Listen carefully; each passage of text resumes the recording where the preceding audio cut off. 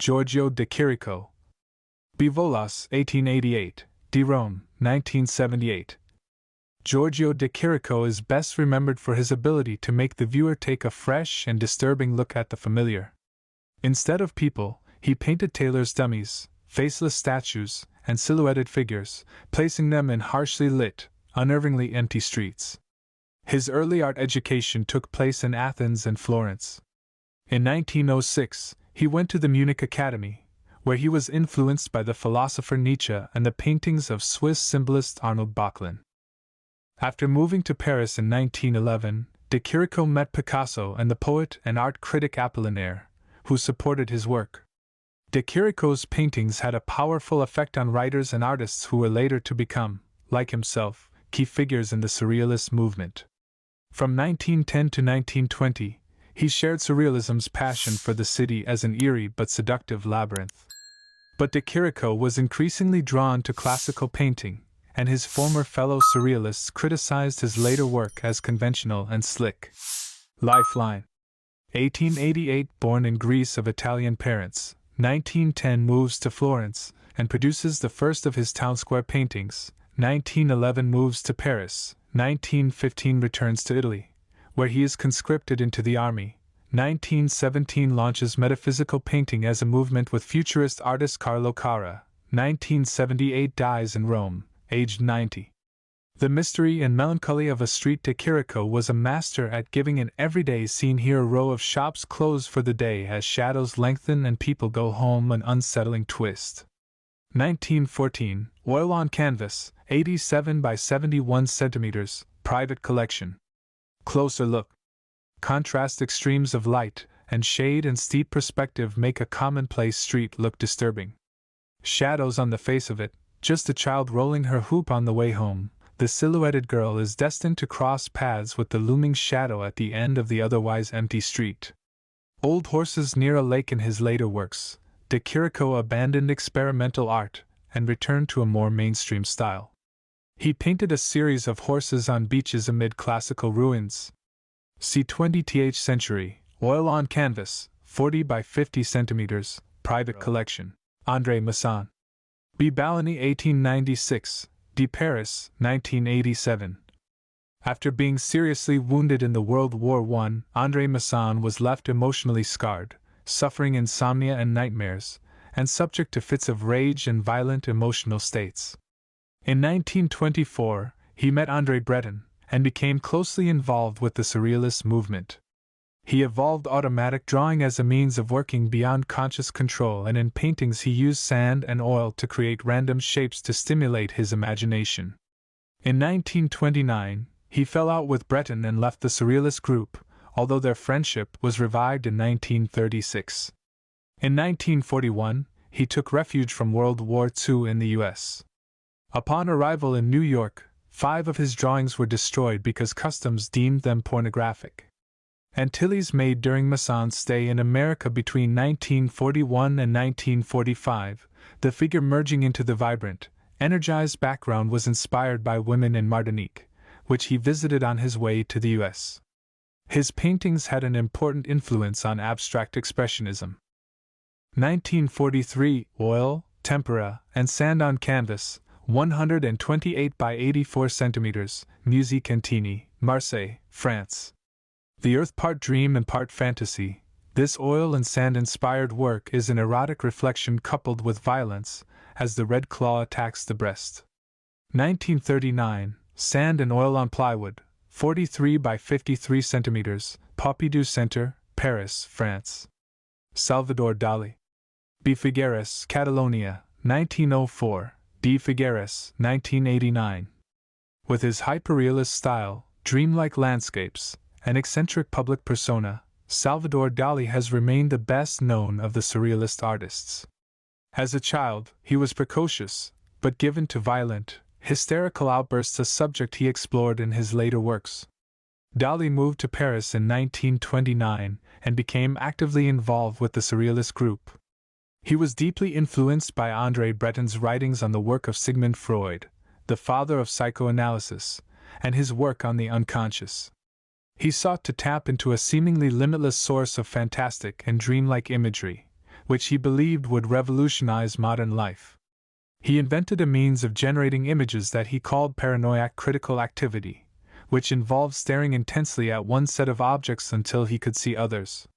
He explored subconscious secret desires, and his works reveal sexual anxiety, paranoia, and disgust.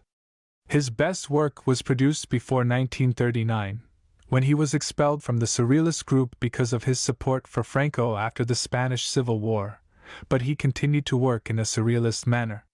In later years, he transformed the theater in Figueres into a museum, an art gallery dedicated to his own work. Lifeline. 1904 born the son of a notary, 1914 first drawing lessons, 1928 meets Picasso and Meret, 1929 joins Paris Surrealist group led by André Breton. Makes the first surrealist film Un Chien in a Loup, 1940-48 moves to the U.S., 1941 major retrospective at MoMA, New York, 1942 publishes his autobiography, The Secret Life of Salvador Dali, 1974 opens Teatro Museo Dal at Figueres, 1989 dies of heart failure. Christ of St. John of the Cross. Dali claimed this image came to him in a cosmic dream, although it also relates to a drawing made by the Spanish friar St. John, around 1575. 1951, oil on canvas, 205 x 116 cm, Kelvingrove Art Gallery and Museum, Glasgow, UK. Gradiva rediscovers the anthropomorphic ruins. Retrospective fantasy. Gradiva, Latin for the one who walks, appears in several surrealist works. It was also the artist's nickname for his wife, Gala. In this dream landscape, woman embraces the shell of a man in front of enticing ruins. 1931, oil on canvas, 65 by 54 cm, Thyssen-Bornemisza collection. Madrid, Spain. Lobster telephone. Several versions of the classic surrealist object exist, one being made for the important British collector of surrealist art in the 1930s, Edward James. Both hard-shelled objects, lobsters and telephones, held powerful sexual associations for Dali. In 1938, he proposed a telephone aphrodisiac. 1936, mixed media, 15 by 30 by 17 cm, Museum Boymans van Beuningen, Rotterdam, also at Tate, London, and Edward James Foundation, Sussex, UK. Soft construction with boiled beans. Premonition of civil war completed 6 months before the outbreak of the Spanish Civil War. This painting graphically depicts a gigantic agonized body at war with itself. On the ground are a handful of beans. Dali explained that one could not imagine swallowing all that unconscious meat without the presence, however uninspiring, of some mealy and melancholy vegetable. 1936, oil on canvas, 100 by 100 cm, Philadelphia Museum of Art, Pennsylvania, U.S. Ion context. Freud in Dreams. The psychologist Sigmund Freud, who founded psychoanalysis, published The Interpretation of Dreams in 1900. He believed people's unconscious thoughts and feelings could be brought to consciousness with free association and by analyzing their dreams. Sigmund Freud, 1856–1939, seen here in 1931, Freud believed a dream is a disguised fulfillment of a repressed wish. He also identified the sexual instincts and the importance of their role in human behavior. I cannot understand why man should be capable of so little fantasy. Salvador Dali. The Persistence of Memory. Salvador Dali, 1931, oil on canvas, 24. 1 by 33 cm, Museum of Modern Art, New York, U.S. Closer look. The Persistence of Memory. Salvador Dali. In his autobiography, The Secret Life of Salvador Dali, 1942, the artist describes working on a painting of a landscape near Port Liget, in northeast Spain. With rocks lit by a transparent and melancholy twilight in the foreground, an olive tree with branches cut. He relates how, after ending his evening meal with strong camembert cheese, he meditated on the philosophic problems of the super soft, before going to look for one last time that day at the work in progress. It was then that the image of 2 soft watches, one hanging from a branch of a tree, occurred to him. Just 2 hours later, he says, the picture was complete. Technique.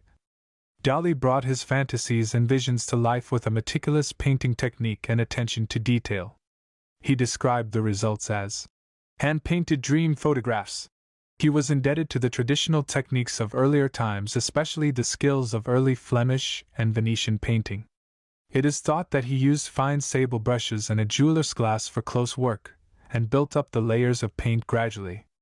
Melting clock face softened or melting, the watch no longer appears to be rational or familiar. The hands emphasize the folded face, and the construct of time itself is undermined. Story. There has been much speculation on the symbolism of this small and intense picture. It is one of a series of sparsely populated landscape paintings from the 1930s. In contrast to the sunlit and specific outer world of sea and cliffs, the dreamlike foreground represents a timeless and nameless inner space. The watches clearly allude to time passing, memory, and decay. The softness of the instruments for measuring time, however, renders them unreliable. Psychological analysis suggests the limp watch may symbolize the return to a state of amorphousness, or a remembrance of the period of time before birth. Other critics have interpreted it as expressing a fear of impotence. Dali's sexual anxieties are well documented elsewhere. Limp head. A dormant head lies slumped across the small stone ridge. It is thought to be Dali's own face and profile, its shape deriving from a large standing rock near the coast at Cadax. It had already appeared in earlier works, notably The Great Masturbator and The Enigma of Desire, both from 1929. The long eyelashes and tongue-like protuberance heightened the erotic feel of this creature. Insects. For Dali, insects were associated with decay. Here, together with the fly, they act as memento mori, reminding him of a childhood experience of finding a dead lizard being eaten by ants. Influences. Deserted landscapes. The desolate, deep perspectives of Dali became something of a cliché among painters in the 1930s and 40s. There was an international fashion for barren spaces, usually with picturesque ruins. The experience of war gave their air of devastation a new resonance. Figure in a deserted landscape. John Minton, 1942. The young man seems in a reflective mood, an idea reinforced by the ruined building and leafless trees. The artist committed suicide in 1957, aged 39. Tree. A single, apparently dead olive tree underlines the dreamlike and desolate character of this landscape. Traditionally, the olive branch is a symbol of peace, purification, and plenty. Olive groves are a common sight in the region of Catalonia where Dali grew up. Paul Delvaux. Bientichit, 1897, D. Verne, 1994. Paul Delvaux's name is associated with the Belgian Surrealists, although he was never a participating member of the group. From early naturalistic landscapes, he developed a new style around 1933, influenced by the metaphysical paintings of Giorgio de Chirico. He made his first surrealist works around 1935, inspired by fellow Belgian painter René Magritte. In the early 1930s, he visited the Brussels Fair where skeletons and a mechanical Venus figure made a strong impression. Childhood memories of reading Jules Verne continued into his mature paintings, as did frequent images of mesmerized naked women in dream landscapes or classical piazzas. He described his aim as poetic shock. Sleeping Venus. In this skillfully painted, dreamlike, classical setting, Venus is surrounded by troubling figures and a skeleton. 1944, oil on canvas, 173 by 199 centimeters, Tate, London, UK. Meret Oppenheim. B. Berlin, 1913, D. Ball, 1985. Meret Oppenheim grew up in Switzerland and southern Germany. Her father, a doctor, was interested in the theories of influential Swiss psychiatrist Carl Jung.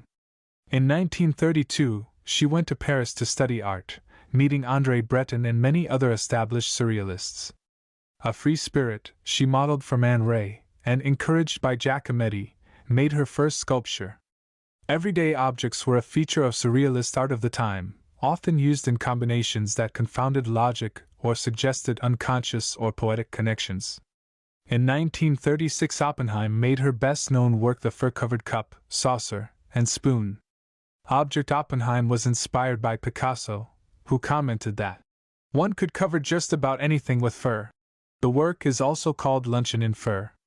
1936, fur-covered cup, saucer, and spoon, height 7 cm, MoMA, New York, U.S.